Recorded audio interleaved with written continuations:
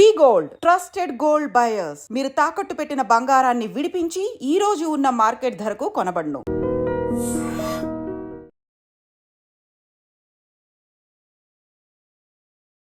Hi guys, welcome to iDream. నేను మీ చాణక్య.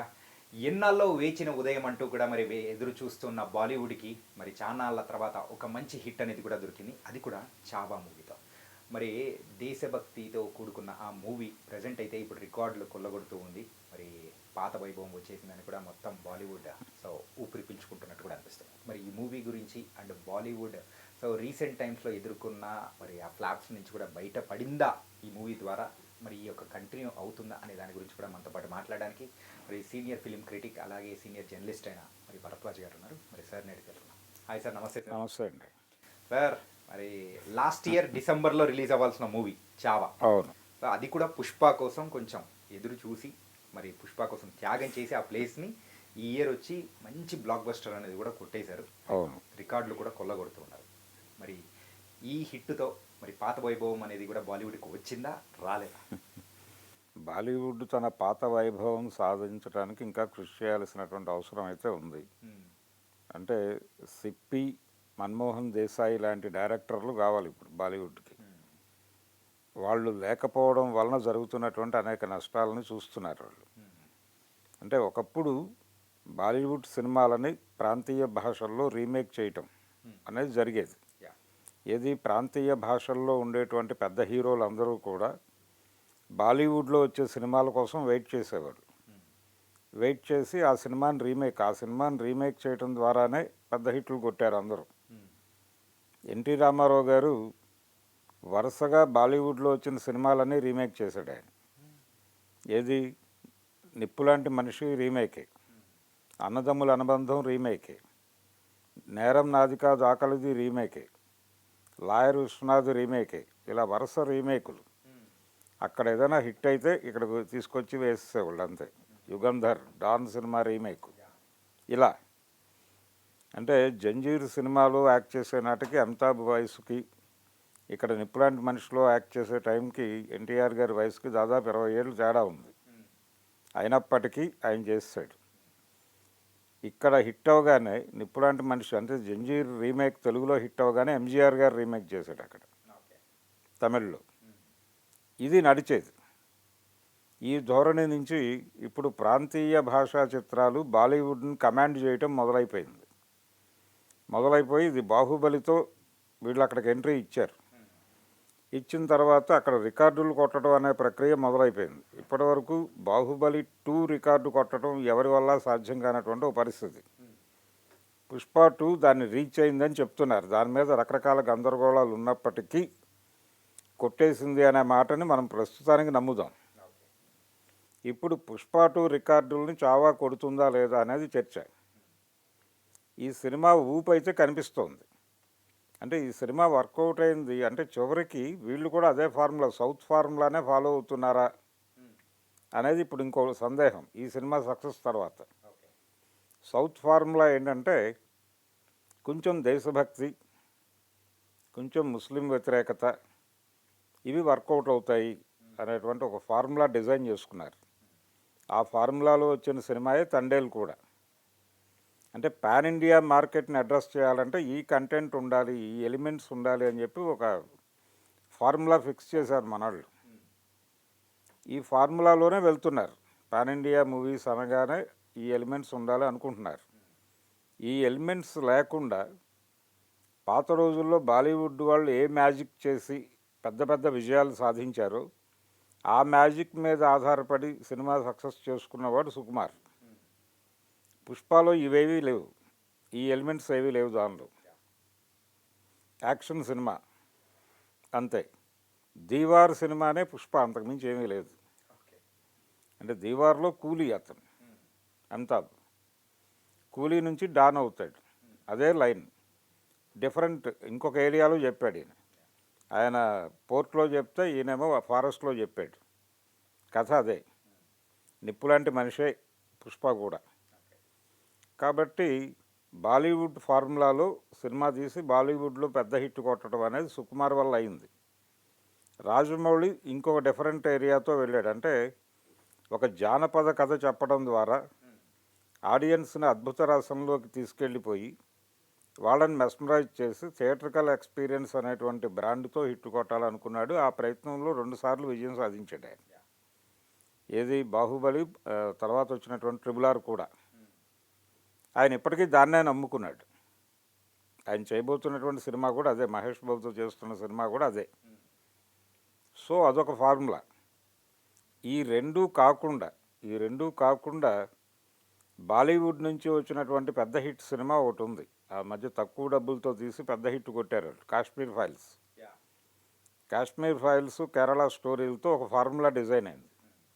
ఆ ఫార్ములాని నమ్ముకునే ఇప్పుడు సౌత్ నుంచి సినిమాలు వెళ్తున్నాయి. ఈ సౌత్ నుంచి వెళ్ళి హిట్టులు కొడుతున్నటువంటి సినిమాలు ఇంక్లూడింగ్ అంటే రాజమౌళి గారు చేసినటువంటి RRRలో కూడా ఈ ఫార్ములా కొంత ఉంది. ఒక రకంగా అది రామాంజనేయ విజయం. ఆ కథ రామ్ చరణ్ రాముడు, ఎన్టీఆర్ ఆంజనేయుడు భుజాల మీద కూర్చుని రాముడు బాణాలు వేసి విజయం సాధించటమే సినిమా. సో అక్కడ శత్రువుగా ఎవరిని చూపించారు? బ్రిటిష్ వాడిని చూపించారు. వర్కౌట్ అయిపోయింది. రామాంజనేయ విజయం పేరుతో వాళ్ళు హిట్ కొట్టాడు ఆయన. రాముడు జై శ్రీరామ్ నినాదంతో అది సినిమా వర్కౌట్ అయిపోయింది. సో ఇదంతా చూసి చివరికి ఇలా లాభం లేదంటే సౌత్ ఇండియన్ సినిమాలో కథ ఉంటుందని ఆ మధ్య అనుపమ్ ఖేర్ అన్నాడు. అనుపమ్ ఖేర్ దేన్ని కథ అనుకుంటున్నాడు అనేది, అంటే ఆ సినిమాలో ఉన్నాడు ఆయన. ఏ సినిమాలో? కాశ్మీర్ ఫైల్స్లో ఉన్నాడు. ఏంటి ఉంది కాశ్మీర్ ఫైల్స్లో అంటే, అగ్నిహోత్రి ఏం తీశాడు ఆ సినిమాలో? వివేక్ అగ్నిహోత్రి టోటల్ సినిమాలో కొంతమంది ముస్లింలు ఒక హిందూ ఫ్యామిలీలోకి వెళ్ళిపోయి అక్కడ అమ్మాయిలను రేప్ చేయటం, అక్కడ మిగిలిన వాళ్ళని చంపేయటం, ఇదే స్టోరీ. ఒక 3 ఇన్సిడెంట్లు చెప్పేసి ముగిస్తాడు సినిమాని. ఈ 3 రియల్ ఇన్సిడెంట్లు అంటాడు ఆయన. అది కూడా సౌత్ ప్రొడ్యూసర్ చేసింది. చాలా పెద్ద హిట్ కొట్టింది ఆ సినిమా. సో ఇది ఒక ఫార్ములాగా మారిపోయి కథ అంటే హిందుత్వానే కథ అనే వాతావరణం తీసుకొచ్చారు. ఇప్పుడు ఇదే ఫార్ములాలో ఈ సినిమా వెళ్ళింది. ఆ మధ్యకాలంలో షారూఖ్ ఖాన్ గారి సినిమా ఒకటి చూసాం మనం. ఏది ఆయన పెద్ద హిట్ కొట్టినటువంటి సినిమా పఠాన్. దానిలో కూడా ఇదే ఆర్టికల్ 370 గొడవ. ఆర్టికల్ 370 మీద పాకిస్తాన్ రియాక్షన్స్ని అడ్డుకోవటానికి భారత్ నుంచి వెళ్ళేటువంటి మిషన్. సో షారూఖ్ ఖాన్కి కూడా తప్పలేదు. దేశభక్తి అనకపోతే షారూఖ్ ఖాన్కి కూడా సినిమా బతికే పరిస్థితి లేదు అన్నారు ఆ రోజున. ఇప్పుడు అదే మాట మళ్ళీ ఇప్పుడు వినిపిస్తోంది. ఏది చావా హిట్టు సందర్భంగా అనుపమ్ ఖేర్ అన్నట్టు ఈ సినిమాలో కూడా కథ ఉంది అంటున్నారు. ఆ కథ ఏంటంటే ఇదే, అంటే ఔరంగజేబుని విలను, సంభాజీ హీరో. ఇది కథ వర్కౌట్ అయిపోయింది అంటున్నారు. కానీ నిజానికి అదొక ఎలిమెంటే కాదు ఈ సినిమాలో. ఈ యాక్షన్ ఎపిసోడ్ అంతా చాలా థ్రిల్లింగ్గా షూట్ చేశారు. దాంతోపాటు దాన్ని బ్యాలెన్స్ చేసేటువంటి లెవెల్లో ఎమోషన్స్ నడిపారు. పాత్రల మధ్య భావోద్వేగాలు అనేవి విపరీతంగా వర్కౌట్ అయినాయి ఈ సినిమాలో. అందుకని ఆడియన్స్ కనెక్ట్ అయ్యారు. కనెక్ట్ అయ్యి ఇప్పుడు బిగ్ కలెక్షన్స్ దిశగా పెడుతోంది అది. ఈ ఊపు ఎక్కడి దాకా కొనసాగుతుంది, అది పుష్పాన్ని బ్రేక్ చేస్తుందా అనేది చూడాలి. అంటే బాలీవుడ్ అనేటప్పటికీ మనకు యూజువల్గా కొన్ని సంవత్సరాల క్రితం వరకు లవ్ స్టోరీ, ఏదో ఫారెన్లో షూట్ చేసుకొని రావడాలు, సో ఏదో హైఫై ఆ టైప్ ఆఫ్ కల్చర్ని చూపించే ఆ ధోరణి అనేది కూడా ఉంది. ఇప్పుడు ఈ మూవీస్ హిట్ ద్వారా కూడా వాళ్ళ ఒక థింకింగ్ అనేది కూడా, మేకర్స్ థింకింగ్ అనేది కూడా మారుతుంది అనుకోవచ్చు. లేదు, ఇదొక ఫార్ములా సినిమా అంతే. ఇదొక ఫార్ములా సినిమా. ఒరిజినల్గా యాక్షన్ సినిమాలు తీయటంలో వాళ్ళకు ఒక ప్రావీణ్యత ఉంది మొదటి నుంచి. ఎందుకు బాలీవుడ్ సినిమాలు స్పెషల్గా ఉండేవంటే వాళ్ళది జాతీయ మార్కెట్ కాబట్టి.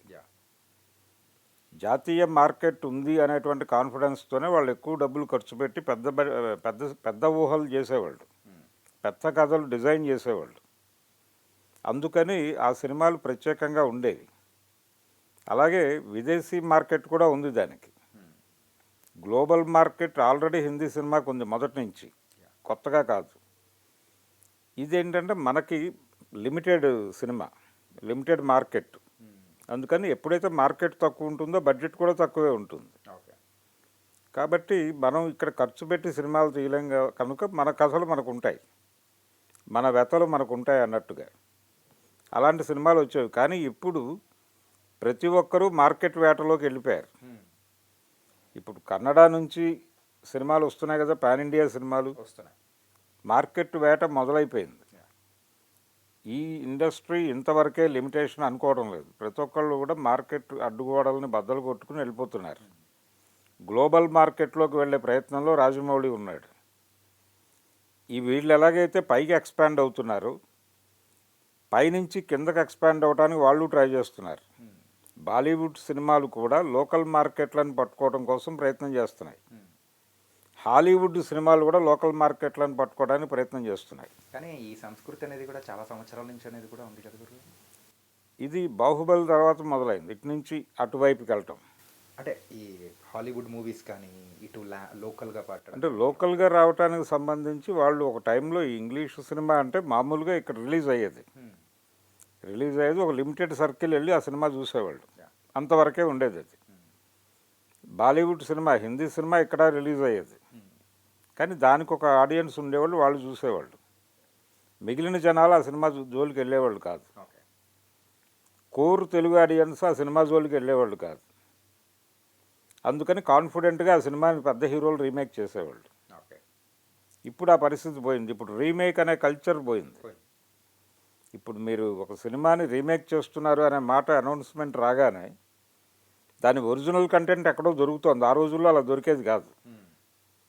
మేము ఫలానా సినిమాని రీమేక్ చేస్తున్నాం అని చెప్తే ఆ సినిమా వెంటనే అవైలబుల్గా ఉండేది కాదు. అందుకని సరే ఆ సినిమా చూడని వాళ్ళు కూడా ఈ సినిమాని చూసి కనెక్ట్ అయిపోయేవాళ్ళు. ఇప్పుడు ఆ పరిస్థితి లేదు. మీరు చెప్పగానే వెంటనే ఆ సినిమా చూసేసి రెడీగా ఉంటున్నారు ఆడియన్స్ రివ్యూల కోసం. వీళ్ళు ఫస్ట్ లుక్ రివీల్ చేయగానే ఈ లుక్ అలా లేదు అని చెప్పి తగులుకుంటున్నారు. అంటే ఒకవేళ రీమేకులు చేసినా కానీ ఆ నెగిటివిటీ అనేతోనే స్టార్ట్ అవుతుంది వాళ్ళ పబ్లిసిటీ అనేది కూడా. నెగిటివిటీతో పబ్లిసిటీ మొదలవుతుంది అనుకుంటున్నారు, కానీ బ్యాడ్ అయిపోతుంది సినిమా. బ్యాడ్ అయిపోవడం వలన రీమేక్ చేసే పరిస్థితి లేదు. చిరంజీవి గారు ఆ రీమేక్లు ప్రయత్నాలు చేసి విఫలమయ్యాడు కదా. ఇప్పుడు ఎవరైనా ఒరిజినల్ కంటెంట్తో వెళ్ళక తప్పని పరిస్థితి ఉంది. ఈ ఒరిజినల్ కంటెంట్ పెద్ద మార్కెట్లోకి వెళ్ళేటప్పుడు డబ్బులు ఎక్కువ ఖర్చు పెట్టాల్సి ఉంటుంది. దానిలో మినిమం గ్యారంటీ చూసుకుని వెళ్తున్నారు. ఆ మినిమం గ్యారంటీగా వీళ్ళు అనుకుంటున్నటువంటిది దేశభక్తి. ఆ దేశభక్తే కథ అంటున్నాడు ఆయన, అనుపమ్ ఖేర్. దేశభక్తి అంటే ఒక మతం తాలూకా దేశభక్తి ఇంకో మతానికి ప్రాణ సంకటంగా మారకూడదు, కానీ వీళ్ళు మారుస్తున్నారు. తండేల్ సబ్జెక్టు ఎందుకు అరవింద్ గారికి కనెక్ట్ అయింది? అందులో పాకిస్తాన్ జైలు ఉంది కాబట్టి. శ్రీలంక జైలు ఉంటే ఆ సినిమా చేసేవాడు కాదు ఆయన. అదే నాగ చైతన్య క్యారెక్టరు శ్రీలంక జైలుకో, అమెరికా జైలుకో, లండన్ జైలుకో పెడితే ఆయన పట్టించుకునేవాడు కాదు. పాకిస్తాన్ జైలుకు వెళ్ళటం అనేది అక్కడ కనెక్టింగ్ పాయింట్. దాన్ని పట్టుకుని సినిమా తీసాడు ఆయన. అదే పరిస్థితిలో ఇప్పుడు ఇక్కడ కూడా, ఇక్కడ ఔరంగజేబు వెళ్ళను కాబట్టి ఇది వర్కౌట్ అయిపోతుందనే కాన్ఫిడెన్స్. ఇది ఒక జస్ట్ మినిమం గ్యారంటీ కోసం పెట్టుకున్నది. మిగిలిన ఎమోషన్స్ అన్నీ డైరెక్టర్ వర్కౌట్ చేశాడు. ఓకే. కానీ ఇందులో కూడా ఇంకొక విషయం అనేది కూడా మాట్లాడుకోవాలి. సో ప్రజెంట్ ఎవరైనా గోల్డెన్ లెగ్ హీరోయిన్ ఉన్నారు అంటే అది రష్మిక మందాన. సో ఆవిడ లక్ ఫ్యాక్టర్ అనేది కూడా కలిసి వచ్చిందేమో అనిపిస్తుంది. అంటే ఇప్పుడు మనం చెప్పుకున్నట్టుగా సౌత్ ఇండియన్ ఆలోచన విధానం, సౌత్ ఇండియన్ ఫిలిం మేకర్స్ వ్యక్తం చేస్తున్నటువంటి ఆలోచన విధానమే ఆ సినిమాకి పునాది అనుకుంటే. ఓకే. ఇంకొకటి సౌత్ ఇండియన్ హీరోయిన్ రష్మిక ఉండటం వలన సక్సెస్ అనటం. ఇది కూడా అంటే అతను 2 ఎలిమెంట్స్ పెట్టుకుని మూడోది తన వంతు కృషి తాను చేశాడు. ఈ సినిమాని నిలబెట్టింది ప్రధానంగా యాక్షన్ ఎపిసోడ్స్. యాక్షన్ ఎపిసోడ్ని సస్టైన్ చేసే పద్ధతిలో క్యారెక్టర్ల మధ్య భావోద్వేగాలను నడిపాడు డైరెక్టర్. అవి రెండూ కలిసి సినిమాని నిలబెట్టినాయి. ఇంతకు ముందు వరకు బాలీవుడ్కు ఉన్నటువంటి క్రేజ్ అదే. యాక్షన్ ఎపిసోడ్ చాలా బిగ్ లెవెల్లో వెళ్తారు వాళ్ళు అని. ఇప్పుడు బాహుబలి సినిమా వచ్చిన తర్వాత బ్రహ్మాస్త్ర అని ఒక ప్రయోగం చేశారు వాళ్ళు. అది వికటించింది. అది వికటించడానికి కారణం ఏంటంటే దానిలో పాత బాలీవుడ్ సినిమాల గ్రేస్ కనబడలేదు. ఈ సినిమాలో కనిపించింది. ఈ సినిమాలో దేశభక్తి ఈ లైన్స్లో వెళ్ళినప్పటికీ పాత బాలీవుడ్ గ్రేస్ కనిపించింది దానిలో. ఓకే. అందుకని జనాలు చూస్తున్నారు దాన్ని. సౌత్ ఇండియన్ ఆడియన్స్ కూడా కనెక్ట్ అవుతున్నారు దానికి. అందుకని పాన్ ఇండియా లెవెల్లో వసూళ్ళు బాగున్నాయి ఆ సినిమాకి. దాంతోపాటు రష్మిక, ఇప్పుడు రష్మిక టోటల్గా అంటే నేషనల్ క్రష్ అనేసారు కదా ఆల్రెడీ. అది మరోసారి ప్రూవ్ చేసుకుంది ఆవిడ. యానిమల్ తర్వాత పుష్ప 2 అంటే మార్కెట్ను కొడుతున్న ప్రతి సినిమాలోనూ తను హీరోయిన్గా ఉంది. తన ఫీమేల్ లీడ్లో ఉన్న ప్రతి సినిమా కూడా రికార్డుల వేటలో నిలబడుతోంది. అది ఒక అచీవ్మెంటే. తను చేయబోతున్న నెక్స్ట్ ప్రాజెక్టులు కూడా అలాగే ఉన్నాయి లైనప్. అందుకని ఇది రష్మిక హిట్ అని కూడా అనుకోవచ్చు, ఏం పర్లేదు. ఓకే. ఇప్పుడు సౌత్ ఇండియన్ ఫార్ములా తప్ప గతి లేదు బాలీవుడ్కి అనేస్తున్నారు ఇక్కడ. ఆల్రెడీ రివ్యూవర్స్ ఆ మాట మాట్లాడేస్తున్నారు. అలాగంటే తండేలు కూడా ఎరగొట్టేయాలి కదా. అది ఒక మేరకే నడిచింది. ఇక్కడ వీళ్ళు నెంబర్స్ మాట్లాడుతున్నారు కానీ దాని పెర్ఫార్మెన్స్ లిమిటెడ్గానే ఉంది. దానికి రకరకాల రీజన్స్ చెప్తున్నారు అనుకోండి వీళ్ళు. కానీ ఈ సినిమా కనెక్ట్ కావడానికి కేవలం ఆ ఎలిమెంట్ మాత్రమే కాదు. ఇప్పుడు ఈ సినిమా హిట్ అయిన తర్వాత ఏఎం రత్నం గారికి మూడు వచ్చి ఉండాలి. ఎందుకంటే అది కూడా హరిహర వీరమల్లు కూడా ఇదే లైన్లో ఉన్న సినిమానే. ఇది కూడా ఔరంగజేబ్ మీద యుద్ధమే. కాబట్టి ఇదే లైనప్లో కనుక ఆయన అనుకున్నటువంటి డేట్ మార్చి ఎండింగ్ అనుకుంటున్నాడు. మార్చి 28 అనేది అనౌన్స్ చేశాడు ఆయన. సో మార్చి 28కి ఇది కొంత ఊపు తగ్గుతుంది. ఆ టైంకి దాన్ని లైన్లో పెట్టేస్తే ఈ మూడ్ క్యారీ అవుతుంది. ఓకే. ఈ మూడ్ క్యారీ అయిపోతుంది కాబట్టి ఇప్పుడు ఆయన డీవియేషన్ పెట్టుకోకుండా, అంటే అదేదో ఇంకొంచెం పోస్ట్పోన్ చేయాలనుకుంటున్నాడు అంటున్నారు. ప్రమోషన్స్ మీద ఇంకొంచెం దృష్టి పెట్టాలి ఇలాంటి ఆలోచన ఏదో చేస్తున్నాడు అని అంటున్నారు. కానీ కాదు, ఈ లైన్లో పెట్టేయటమే బెటర్. Okay, nice sir. తనకైతే చావాతో ఒక కొనూపిరిలో ఉన్న బాలీవుడ్ మరొకసారి ఊపిరి పోసుకుంది. అంటే బాలీవుడ్లో వరుసగా వాళ్ళు అనుకుని తీసినటువంటి సినిమాలు ఏవి వర్కౌట్ అవ్వలేదు. ఎమర్జెన్సీ నడవలేదు ఈ సంవత్సరం. అలాగే స్కై వార్స్ ఏదో ఒక సినిమా అనుకున్నారు, స్కై ఫోర్స్, అది వర్కౌట్ అవ్వలేదు. సో సోనూ సూద్ చేసినటువంటి సినిమా ఒకటి ఉంది, అది కూడా వర్కౌట్ అవ్వలేదు. కాబట్టి ఈ సినిమాతో కొంత ఊపిరి పీల్చుకుంది. ఆ ఊపిరి పీల్చుకోవడం వెనకాల మళ్ళీ సౌత్ ఇండియన్ ఐడియాలజీ ఉంది, సౌత్ ఇండియన్ హీరోయిన్ ఉంది అనేది వీళ్ళ తృప్తి. So nice sir. So thank you so much sir. Thank you అండి.